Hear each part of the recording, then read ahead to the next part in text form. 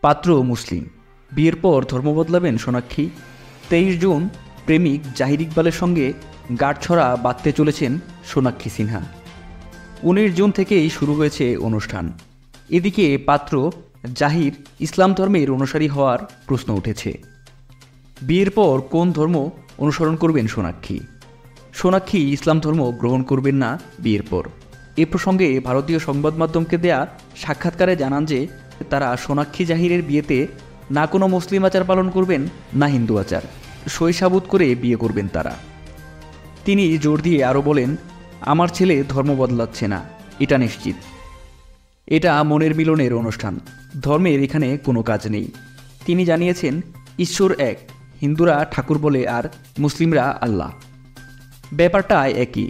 তাই এসব নিয়ে তিনি ভাবিত নন। জানান, তার আশীর্বাদ সবসময় জাহির এবং সোনাক্ষীর সঙ্গে থাকবে।